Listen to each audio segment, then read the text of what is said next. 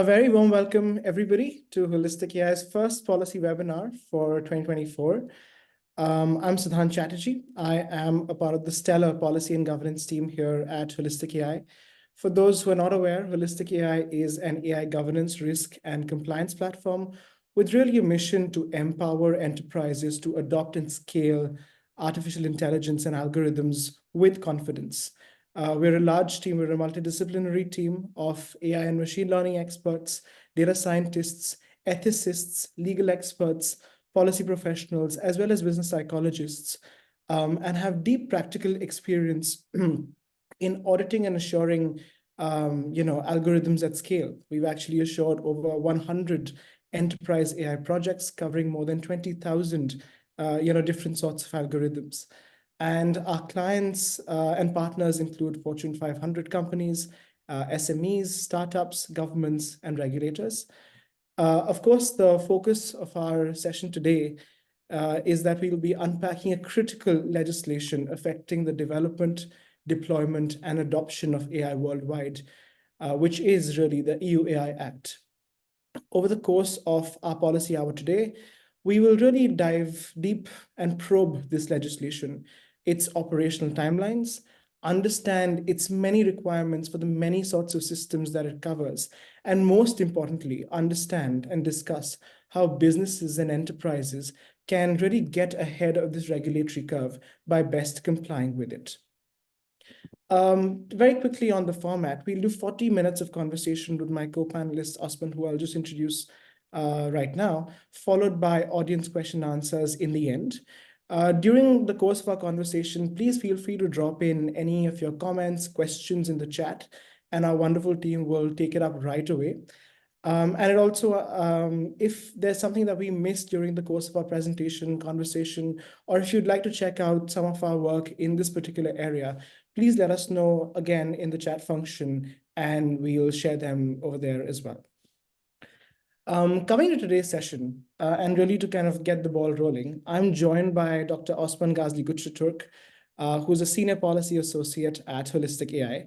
And he really is Holistic AI and really our source of truth on the legislation that is the EU AI Act. Osman, welcome to today's policy hour. Why don't you introduce yourself? Thanks, Sid. First of all, welcome everyone to our policy hour. My name is Osman Gazi Güçlütürk, and I'm a lawyer by education. I got my master's degree from Oxford and my PhD on the lawful use of machine learning applications, data processing practices. And prior to joining Holistic, I did 6 months postdoc at Yale Law School's Information Society project on generative AI and its legal applications. And prior to that, I was an assistant professor of IT law. And at Holistic, we are doing many AI governance stuff together. Today, we will talk about the EU AI Act, just like Sid mentioned. Wonderful. And as everyone can see, we really have the best person to talk about this. So Osman, let's start from the very, very basics. What is the EU AI Act and who does it affect? Break it down for us. Well, Sid, EU Act is actually the primary legislation within the EU about AI regulation, AI governance. So we have different laws and different generally applicable laws in every jurisdiction, including the European Union. So we have laws actually applicable to the AI systems. For example, GDPR, Data Act now, DCA, DMA, we have them, but we don't have a specialized law on AI. And this is the first one within the EU. This is not actually a law yet. This is not yet binding. It's going through this legislative procedure.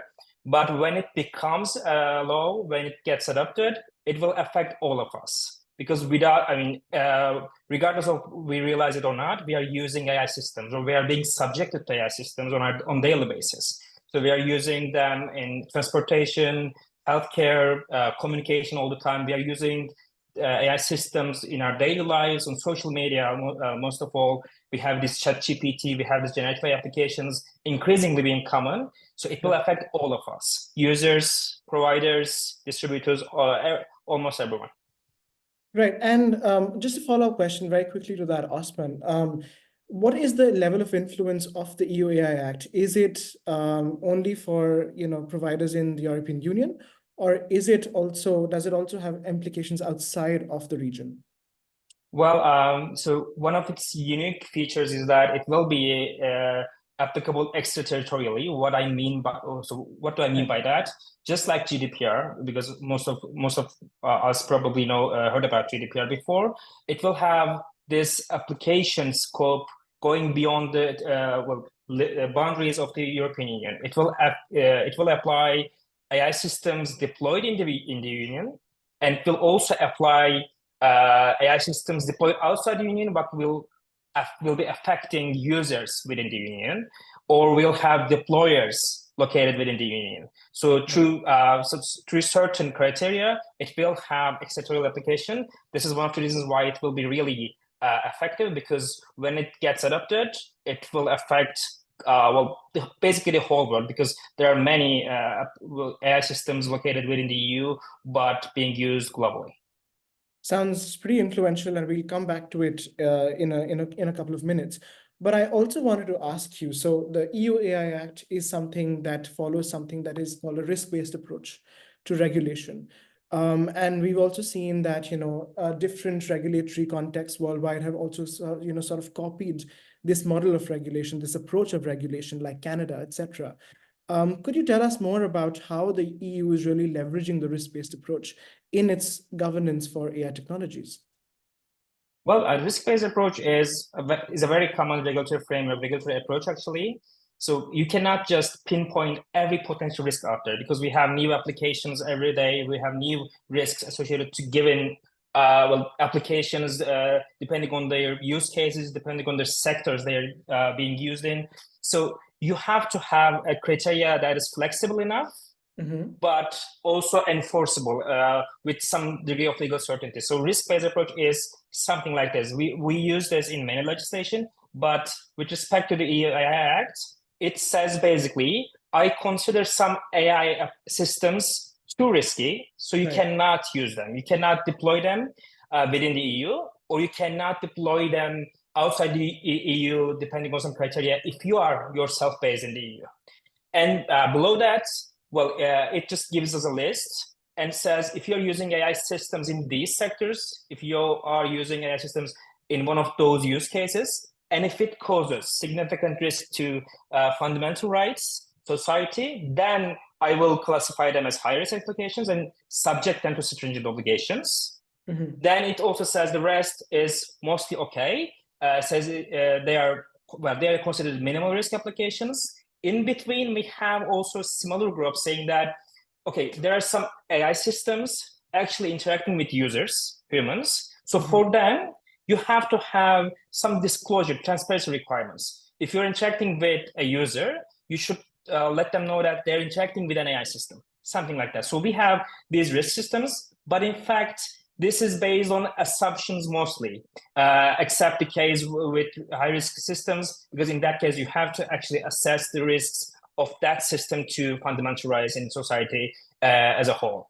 Right. And in addition to that, No, please go ahead. So in addition to that, we also have a separate group, which is not actually risk-based classification when you look at it, which are general purpose AI systems, and they are also categorized in two different risk categories among themselves. So this is a risk-based actual framework as a whole. That's very insightful, and thank you for that context. And we'll definitely come back, especially to systems that are high risk in general purpose AI systems in a bit. And I have a couple of questions for you for that on those, Osman, very soon. But I also kind of wanted to understand, given that the EU AI Act is just so pervasive, it covers so many different types of algorithms and AI technologies across different risk levels, as you so eloquently mentioned right now. What is the timeline for this legislation looking like? When is enforcement? What is the preparation period, etc.? So for someone who is trying to understand, how would you break down the timeline of this legislation? Well, first thing first, this is not yet binding. We are still waiting for the final text, and we will be saying this throughout this presentation. But this started with a proposal from the European Commission. And in order to, so you now have the timeline on your screen, and there are terms like trilogues or general approach or the different stuff. So in order to understand that, I think I should give you a bit of context about how the lawmaking works within the European Union. In order to get a binding text like this is a regulation, and it means that when it gets adopted, it will be automatically applicable within all member states without requiring any additional legislative measures. So when it gets adopted, it will be applicable. And it will, when it enters into force, it will be applicable unless explicitly provided, because in this case, there's something like this. So we started with a proposal by the Commission. Right. Then throughout the course, we had a general approach by the Council of the European Union. Then we also had the negotiating position by the Parliament. So under the European Union legislative procedure, the procedure starts with the Commission's proposal, just like it happened here. Right. And there are 2 rounds between the co-legislators, so Council and the Parliament. And if at the end of these 2 rounds, there is no agreement, that proposal fails. So in practice, in order to prevent very frequent failures of these important proposals, we have the procedure called informal procedure called trilogues. Right. So unlike the rest of the system, during the trilogues, these 2 co-legislators under the moderation of the European Commission come together and negotiate on these issues. And it was certain from the beginning that there will be some controversial issues, there will be need for trilogues. Yeah. So we had the first trilogue on the day we had the negotiating position of the Parliament back in June 2023. And since then, well, we had 5 political trilogues. The last one was in December. And well, it was really intense because, yeah, they were trying to just catch the timeline. They were trying to get ready before actually switch of the presidency. And after, well, over 30 hours, we had this political agreement during the last political trilogue. What does it mean? We still don't have the final text. They negotiated on a text, but we had the political agreement between these co-legislators so that the remaining procedure will be more easy, will be easier, will be smoother. Right. But we are still waiting, and ideally, well, so we don't have that, but most likely we will have the final text by early February, and we will see hopefully it adopted in early 2024. And there will be a grace period, then it will become applicable starting from 2026. This is the planned timeline. We don't have the final text yet. I'm just saying this again. Got it. So basically you're saying that we hope to have sort of a final version of the legislation by early, maybe Q1 2024, followed by a grace period and then of 2 years maybe, and then maybe by 26, that will be finally kind of enforceable. Wonderful. I actually want to put this in context of the larger ecosystem around AI governance and regulation, because in the last couple of months, there has been so much momentum around all of this, right? From the US, from China, from India, from the UK as well. There was the AI Safety Summit that happened in November. And then, of course, you have this landmark legislation, which is the EU AI Act. From your expertise, given that you've kind of dealt with this regulation so minutely, how would you situate the EU AI Act, in relation with these other regulations, in relation with the US, in relation with the China? What really is the EU's really kind of underlying philosophy when it comes to this regulation? And I have a follow-up to this, which I'll ask after that. Well, so these regulations naturally get affected by the political agenda and political culture or legal culture within a given country.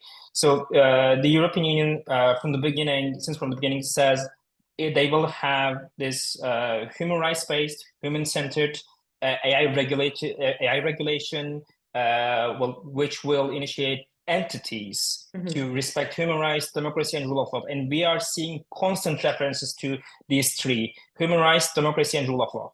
So we have here what we call a regulatory framework based on European values, because the Council of Europe has a treaty preparation going on now, and we are seeing same references to in that too, and they are calling these as European values as well. So the difference here between the European Union's approach and the United States or China, is totally dependent on this culture. When you Right. look at the US, you don't see that strict legislation. Well, we have a bill. We have a federal bill in the US now, so it's kind of surprising for me. But we don't have that strict focus on human rights. Right. The situation is the same in China. So this is based on the political and cultural values of a given country. That's interesting because in this sort of this very active and dynamic context that pervades AI regulation, there is also this race to be first. When it comes to regulate and govern AI, I really kind of want to ask you, why is there a race in the first place? What really do you think is the first mover advantage here, and what is the EU AI Act and legislators from the EU looking to achieve in terms of the first mover advantage over here? In addition to what I just said before, there's another practical element here. So Right. when you're now developing an AI system, you want that to be safe. At least you want that to be considered safe, considered legitimate, considered okay to use. For that, you need some benchmarks. And for AI, we don't have that now. We don't have standards. We don't have this established thing. I mean, consider data protection. If you are using personal data protection, protecting software, if you're developing something like this, you refer to GDPR because you know that this is some kind of benchmark. When you comply with that, maybe you will have to make some tweaks depending on jurisdiction, but you will have this base benchmark. So now, in this race to regulate AI, all these countries are trying to be the first one, because that will come with the advantage of being the one to making the first rules, setting the threshold, setting the standards. So in this case, EU is really determined to be the first one, and they want to do the same thing they did with GDPR in data protection with the EU Act in the field of AI regulation. They want to be the institution setting the golden standard here. And if I'm not wrong, Osman, that's called the Brussels effect, right? What the EU did with the GDPR really created the gold standard for data governance. That I think they're trying to do the same thing with AI, and that is so interesting. And I mean, I find that fascinating because that kind of inordinately puts a lot of pressure into the legislative process, right? For example, the first kind of proposal that the Commission kind of gave on the AI Act was in April 2021, when technologies and kind of generative models like ChatGPT, etc., were not even kind of in the public conversation. And this really kind of kicked off a series of compromise texts that were published by the Commission, and that kind of started the rulemaking process. Of course, when kind of ChatGPT exploded on the scene, Mid-Journey, Stability AI, they kind of exploded. Generative AI kind of became a buzzword. We saw that the Parliament kind of also added in specific dedicated provisions exclusively for generative AI providers, and that really culminated into the trilogues that you talked about, which, from what I understand, were a very controversial, very debated, very contestable event. Could you tell us a little bit about some of the highlights of the trilogue process, some of the points of contention, and even moments of drama as well? Well, I'm smiling because I've been following this regulation since from the beginning, and I was doing my PhD back then, so I had to rewrite chapters on its way to becoming what it is now. And the topics we were discussing,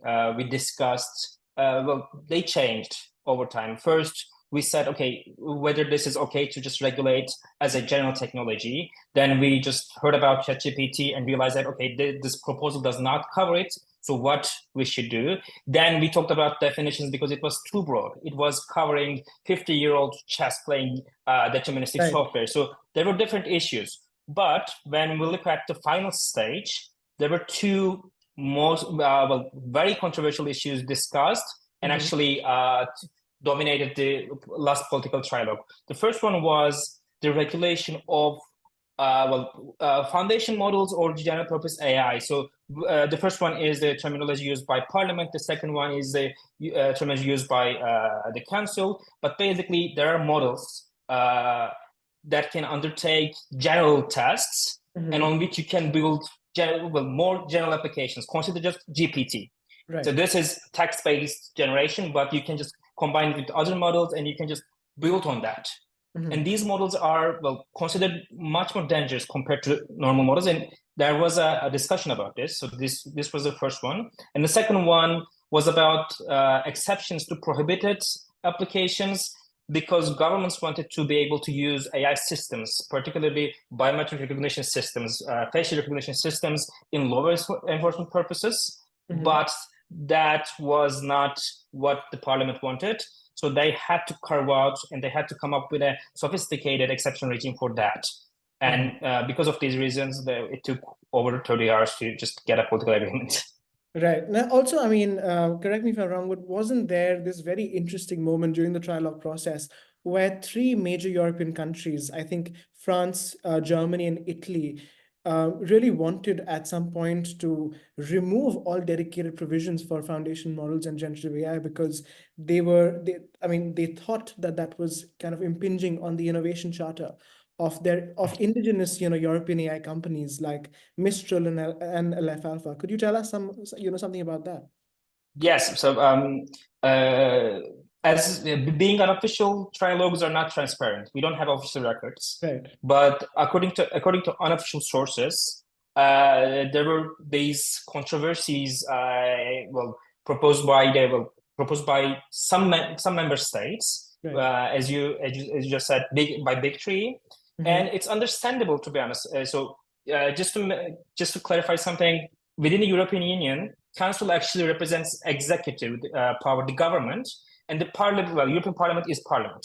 Right. So governments just try to put political pressure on other member states and get the Council opinion in favor of AI startups in Europe. They don't want to have strict obligations on those companies, because when you look at the AI domain, you basically see very few European companies. They just want their AI power horses to actually flourish. They don't want them to get left behind by these regulations. But this wasn't what the parliament wanted. So there was this conflict between those. Right.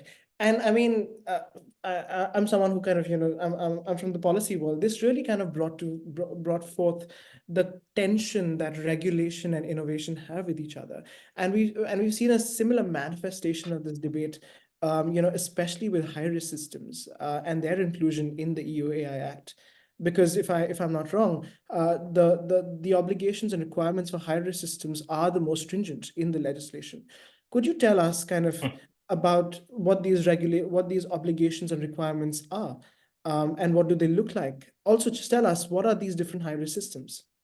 Yes, high-risk systems are like celebrities of the EU Act. I mean, if you look at discussions, people just talk about those because most of the text, most of those requirements are provided only for high-risk system initially. Now we have GPAs as well.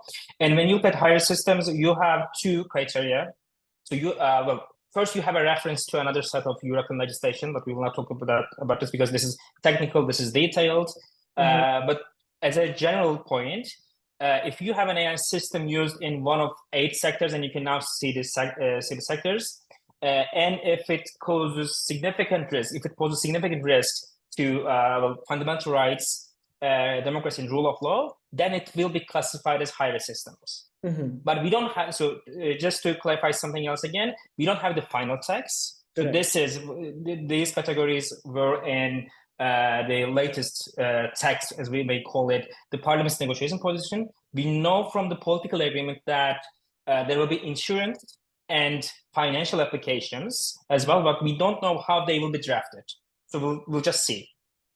And when you look at obligations, requirements, well, we have to make a distinction between obligations and requirements, because we have requirements for AI systems. You have to design your AI systems in a certain way. You have to have risk management system. You have to have data governance mechanism. So these are technical design requirements. But we also have obligations imposed on entities. And we have different entities. So if you are just, as I said before, if you're importing an AI system, then you have obligations. If you are distributing an AI system, you have obligations. If you are using an AI system, you have obligations and rights, and you have to be careful. But our main actor here is the providers. If you are providing an AI system within the union, then you have these main obligations, a set of obligations.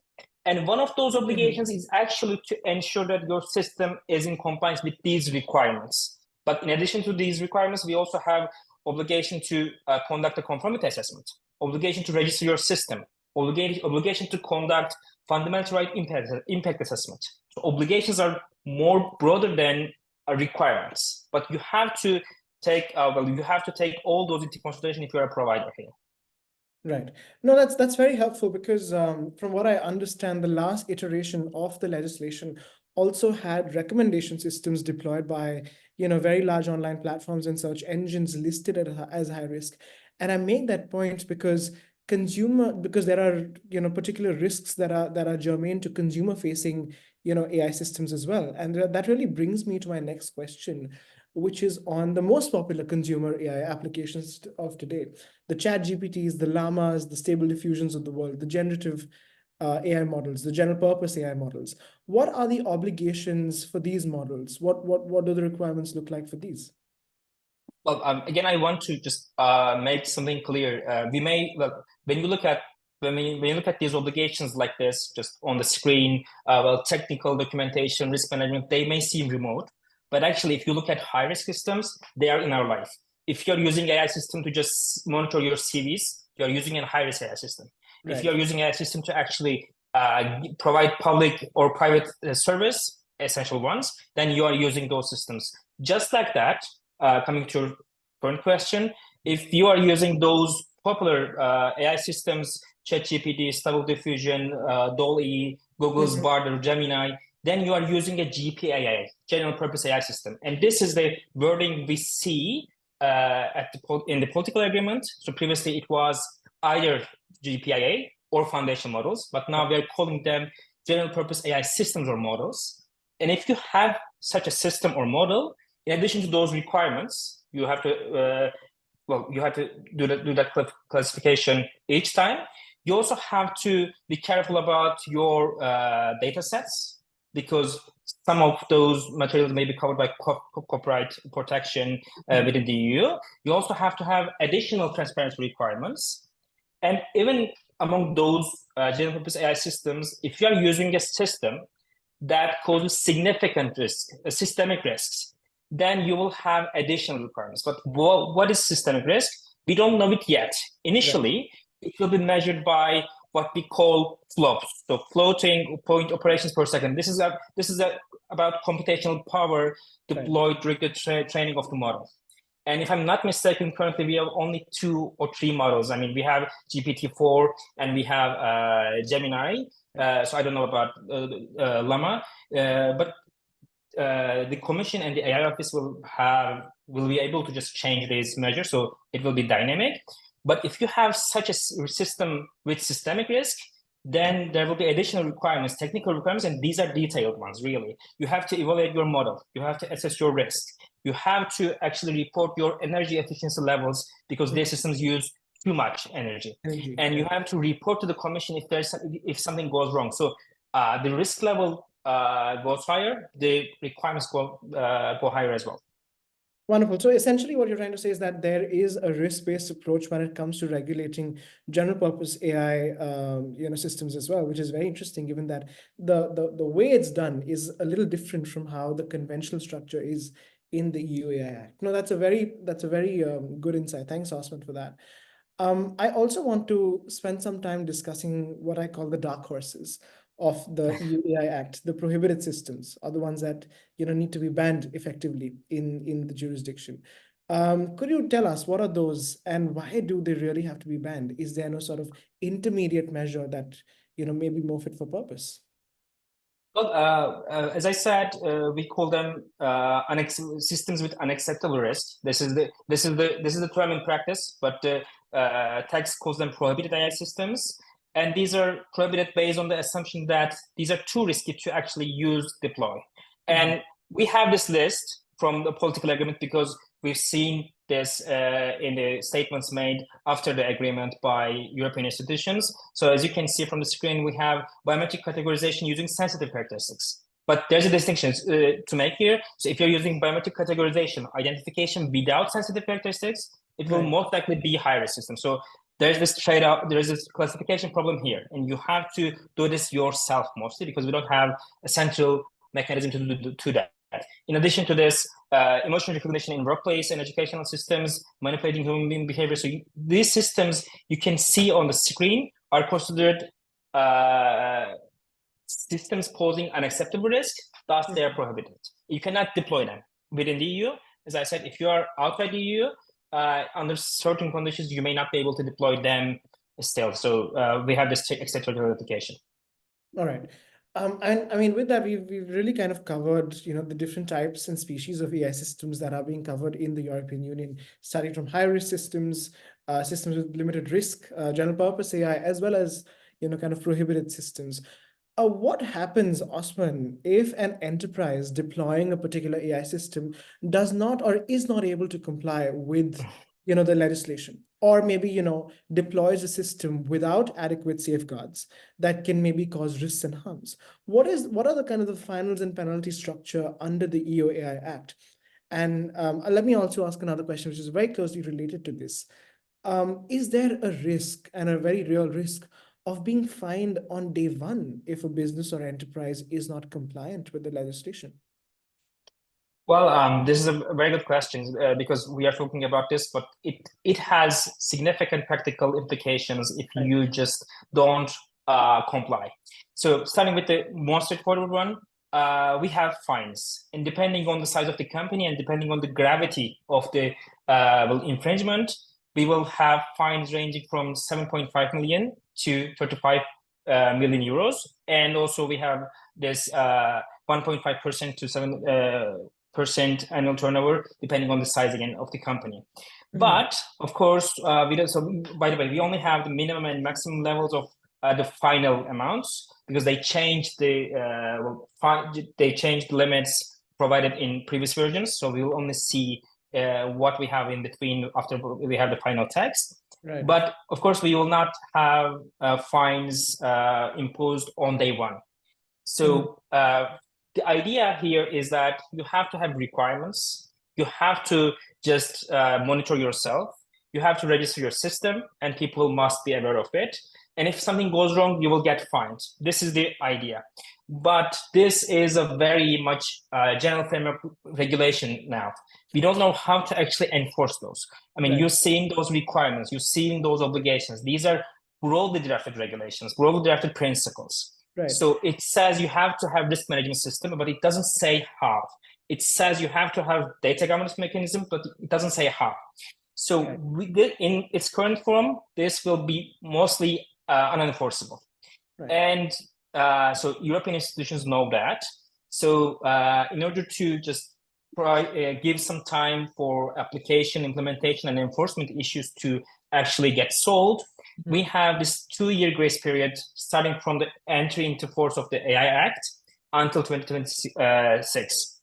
And during that time, we will see the development of standards, best practice applications, implementation of measures, maybe some guidance from European institutions or international institutions, international organizations maybe. And most importantly, we will have the AI Pact. And AI Pact is an initiative led by the European Commission, and they will just, during that grace period, initiate entities to actually commit voluntarily principles embodied under the EU Act.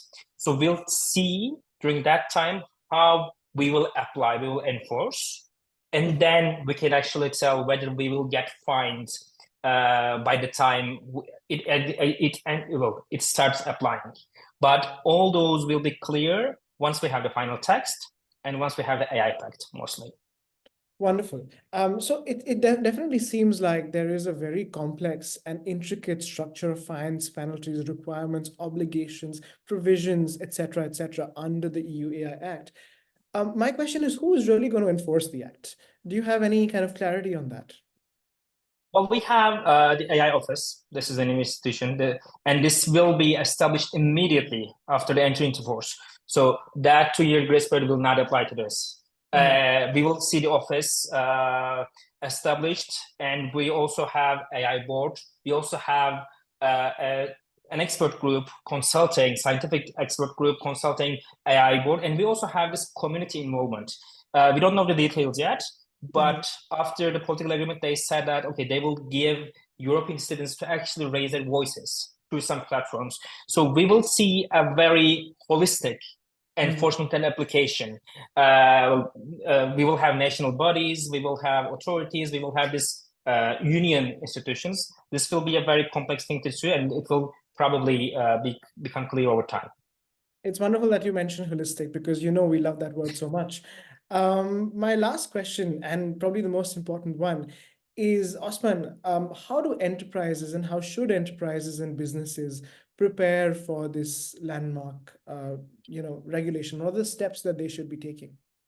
Well, that's a really important question. So, well, first of all, regardless of the framework you want to get in compliance with, you have to know whether you are using AI, because now we are using too many systems, either third party or our own systems. So you have to have an inventory. You have to know whether you are using AI systems, and it's better to have a list of systems that may be classified as AI. To just start making a list of systems that may be classified as AI systems, because there are different frameworks, and that will help you not only for the EU AI Act compliance or assessment, but also for other frameworks as well. Then, well, we don't know, as I said before, we don't know how we will be enforcing the EU AI Act now, but we will see standards, we will see principles. We already have broadly drafted ones. And as you can see, both in the EU Act as well as in other regulatory framework, these are mostly risk-based systems. So you have to have a risk assessment system in place. You must be able to identify risks. So whether your system processes personal data, whether your system is secure enough, whether your system has additional requirements that will make them robust against, I don't know, problems, whether your system actually is suitable to develop biases. So these are potential risks. You must be able to identify risks, and then after identifying, depending on the risk, you have to have this risk mitigation measures. And of course, just like all regulatory frameworks tell us, these compliance measures, these risk assessment measures should be conducted throughout the life cycle of an AI system. So you also have to have audit mechanisms, because AI systems are kind of live. Well, they change their behaviors depending on the depending on the data, depending on the further training, further reinforcement of their model. So you have to also have this audit system so that your compliance level, your preparedness level stays the same. So basically, inventory, risk assessment, and audit will make it easier for you to get in compliance with systems when we have them, or will make it easier for you to get prepared for any system out there, including the AI Act. Amazing. So just to recap, inventorize your systems, assess the risks that are associated with your systems, different types of risks, etc. Apply risk management procedures, and then audit them, right? Yes. Okay, amazing. Because and it's wonderful that you mentioned that, because at Holistic AI, we provide comprehensive end-to-end governance solutions that do that. Please feel free to check our website for more on this, of course. And with that, we come to an end, with our conversation, and we'll definitely open up the floor for some of the questions. I see that we've received quite a lot of questions from our wonderful audience today, which is good, which means that, Osman, there's that resound has happened. First question from Warren. Non-compliance comes with steep penalties of up to 30 million euros, or 6% of global turnover. Can you define global turnover? I think the stats are wrong on that, but could we define global turnover for Warren, Osman? Well, it will be depending. We don't know exactly how they will calculate, because there are multinational corporations there. So, but probably it will be about whole economic, budgetary figure that you can see on that company's financial statements. And I really don't know, because we don't have the final text yet, but it will probably not be limited to the operations within the EU. It will be global. So it's about the figure you can see on financial statements. But that 30 million and 6%, those figures belong to the council tax. Yeah. Probably. Now we have different ones, but we will have the final ones when we have the actually final text. Wonderful. We hope that answers your question, Warren. Thank you for asking. Another question from Sinan. Do you deem that the EU AI Act's take on regulating generative AI will be sufficient to mitigate disinformation risk? That's a fantastic question. I'm happy to start off and Osman, you can go ahead on that. It's important to look at the EU's governance framework, not only from the ambit of the AIA, but also from the Digital Services Act. I think these two regulations, and Osman, please add on, I think when taken together can provide a robust, enforcement architecture to mitigate. You can never eliminate, but mitigate the risks that, kind of pervade from AI-generated misinformation and disinformation. Osman, what do you think? Well, the short answer is no. It will not be sufficient. So when you look at tech regulation, tech legislation, you can see two things: risk-based approach and disclosure requirements. Because all those regulations recognize the risk that even if you try to do everything accordingly, properly, there may be some risks left behind unresolved, and there may be some bad situation, there may be some damages. So it says providers, deployers, designers should follow some rules, and users should have access to tools so that they can get their knowledge, they can protect themselves. So there will always be cases where you cannot actually prevent by this legislation. But I want to say that, I want to emphasize that these regulations want to mitigate risk to a certain level, but they're not aimed at eliminating all risks, reducing the risk of damages of misinformation to 0%. It's impossible to do that by laws because of how we are interconnected now, how many applications we have now. So there will always be risks. But if you are prepared enough, if you have your risk assessment, if you have your audits, that means that when something bad happens, you can say, okay, I did everything I could do, because here are my reports, here are my risk assessments. So at this point, I shouldn't be held liable.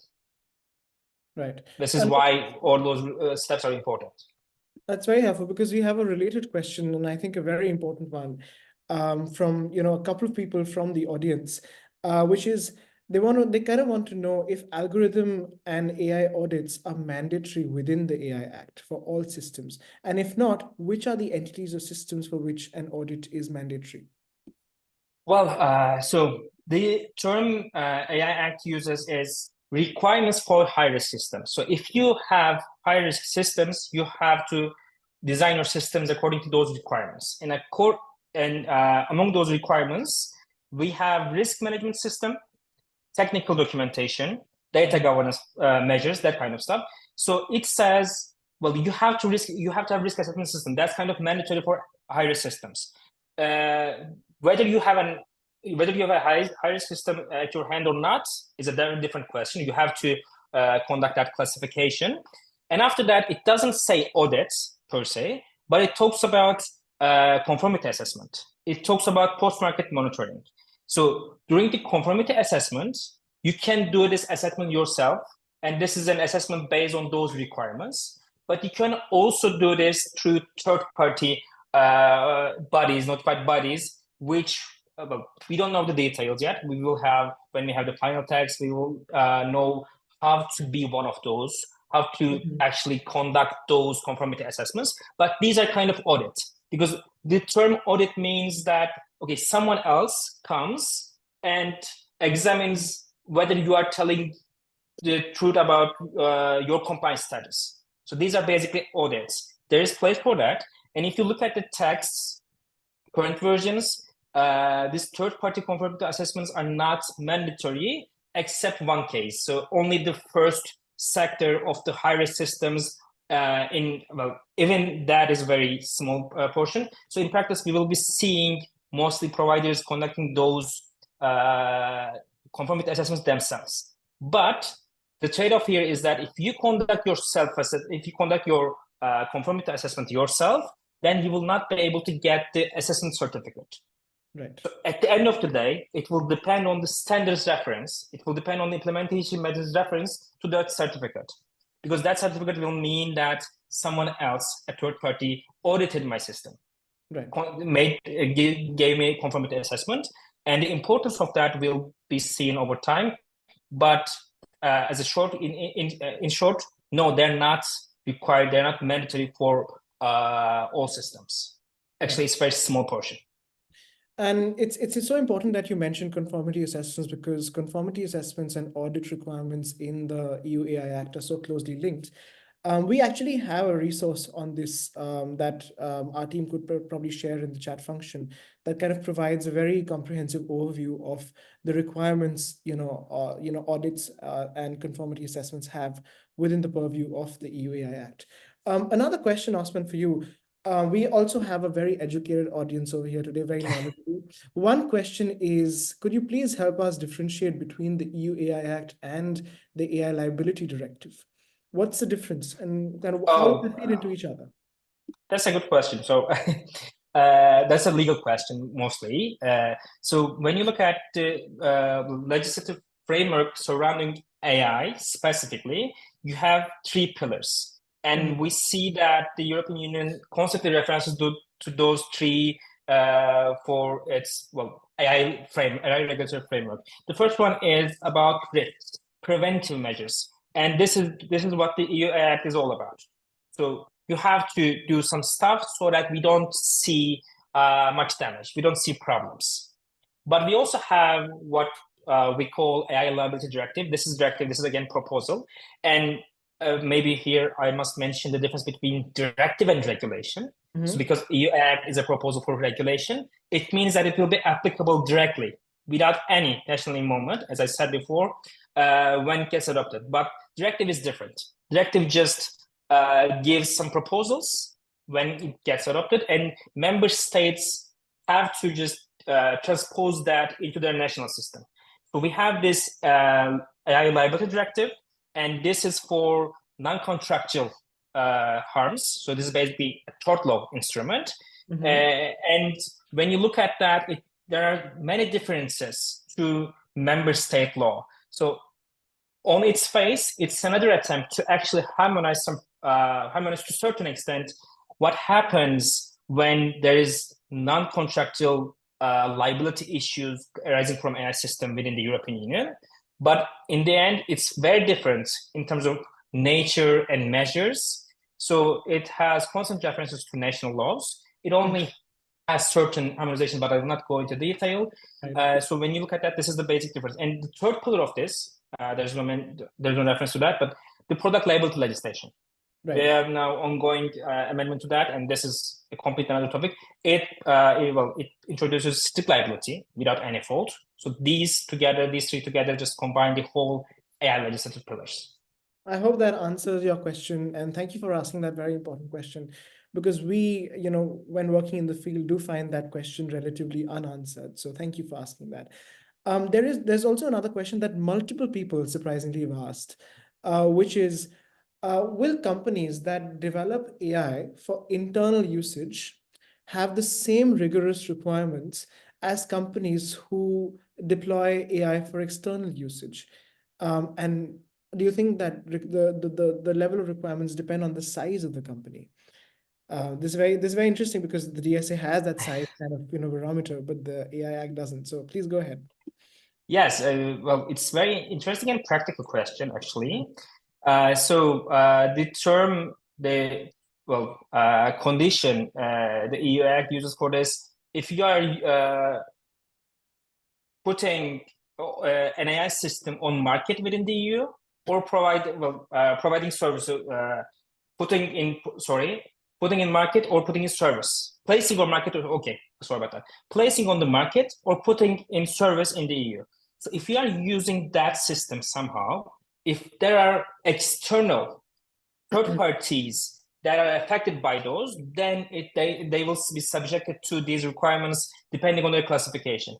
let's consider some of those categories. It says workplace management in both high risk and to some extent emotion recognition systems in banned applications. These are naturally internal users. If I'm not misinterpreting the term here. Absolutely. So whether a given AI system is used internally or externally is not the main criteria here.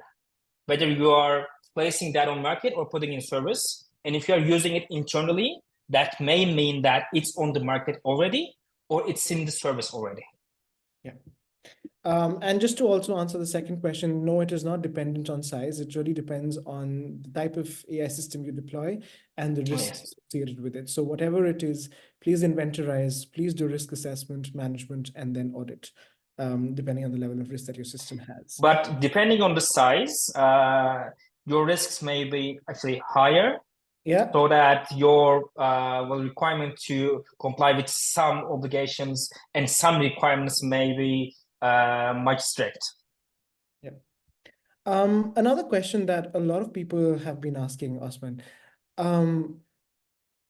they actually want to kind of understand the AI Pact in more detail, given that this has just recently, kind of been reported about. Yes. It's not received the kind of reportage that the EU AI Act has received. Could you tell us about the AI Pact and who its signatories are, what's the process, and what's really the purpose of the AI Pact? Yes, I'm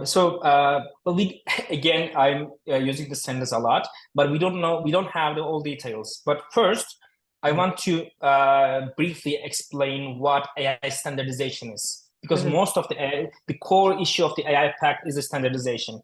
And as I said before, in its current form, this act is not enforceable because it doesn't have those precise tools. It doesn't have technical details right now. It will not have it, even when it gets adopted. So instead, there are constant references to European standardization within the text.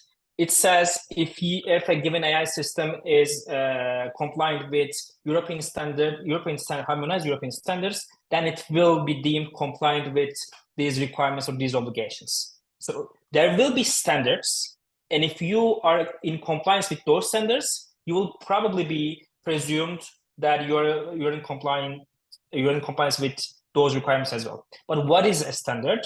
Because when you say it like that, it sounds like it's very technical. Actually, it's not, because we are using many home appliances in our houses, and we have those stickers, energy levels. We have those different technical details showing some kind of additional, software standards, hardware standards. So we are used to that. When you are creating a device, when you are developing a system, there are some technical rules, and these are mostly introduced by standards. And what the EU Act is trying to do here is to do the same, basically. They will provide the framework, but they will leave the rest to standards. So when you are trying to develop a system, you have to go to that standard. But we don't have those standards yet. We will have them. And we will have international standardization organizations working with the European Union or with European standardization organizations here. We have ISO, there's an International Standards Organization. And connecting this to your audit question, we may not have audits in its narrower sense within the text, but we have standards providing audits, providing risk assessment measures. So we will see those standards developed, and AI Pact is mostly about getting the support of major AI players and getting them together to develop those best practices so that everyone will follow them. Right. But it will mostly be about standards and best practices. Thanks for that, Osman. And as Osman mentioned, there are really a plethora of standards development organizations like Senelec in the EU, like ISO, IC, as well as BSI here in the UK that are actively developing and have actually actively developed a lot of standards pertaining to AI governance. Again, we actually have a piece that maps the overview of the standards or the AI standards landscape. It'll be wonderful if our team could kind of put that in the chat function, that'll be wonderful. Another question, Osman, trying to understand the EU's regulatory approach in context with other regulatory approaches. The EU has a very comprehensive centralized approach when it comes to AI, which contrasts the one that the UK has taken, the more sectoral principles-based approach. A lot of questions have kind of tried to ask, what do you think would be the efficacy between these two approaches? Which do you think will be more effective? And thirdly, for emerging markets like those in Southeast Asia, like India, what is really the right regulatory mix? Maybe I'll come in after you're done with this question as well. Okay, regarding the first part, well, there's no correct answer to this. Every country, every state is trying to do what they can to actually draw innovation to their homeland, but also protect their values, their legislative standards or something. So when you look at this question from that perspective, well, I can definitely say that the European Union, regardless of their strictness, will have some effectiveness because they have power. It's a huge market, so it will be really difficult for major players to actually leave, to say that, okay, we are not complying with your rules. Same goes with the US. So, between those big countries, states, organizations, the US and the EU are mostly effective. When it comes to the UK, we have this uncertainty. So UK's regulatory tradition is just this: wait and see, don't rush into regulation, and then you can do something. But with Brexit, this also comes with the fear that, okay, if we introduce something strict, they may just fly, because they're not part of the European Union anymore. It's big market, it's not insignificant, but it's not as significant as others. So when entities are trying to actually get in compliance with those rules, they will look at the size of the market, they will look at the effectiveness of the market, they will also look at the opportunities to actually innovate in the market. And this is actually a business trade-off as well as it's a political trade-off. So UK is doing what it's doing now, probably to attract entities, attract startups, so that they could actually develop within the UK. Then after the development, when probably during their scale-up stage, they can just transfer to the east or west, depending on their choice. Right. And just to kind of finish all those questions in that huge question, as Osman said, there is no one right regulatory strategy. Policymakers will really have to see what their policy context is, what are the various sensitivities that are associated with that, what are many policy constraints, and accordingly develop a proportionate and fit for purpose AI governance framework. So a governance framework for India, for a country like India, would definitely be very different from like that of the UK. But of course, what is important is that there is global sort of alignment on the principles, on the sorts of risks that emanate. And fortunately, last year we've seen a lot of positive efforts in this field, like through the G7 Hiroshima principles, through the AI safety declaration, through the New Delhi declaration, etc. So yeah, we'll leave it at that because we're at time. Thank you so much for being a part of this session. We're very glad that we could share our insights with you. We have over 100 white papers and blogs around all things AI governance, ethics, compliance, regulation. So anyone who's curious enough, please go to www.holisticai.com and have a look at our resources. Our wonderful team will also share some of our resources on the chat function. And yeah, thank you so much. We will be back with a policy hour next month as well on another pressing, interesting topic. And until then, bye-bye. Thank you. Thanks, Osman. Thanks, Sid. Thanks, everyone. Thank you.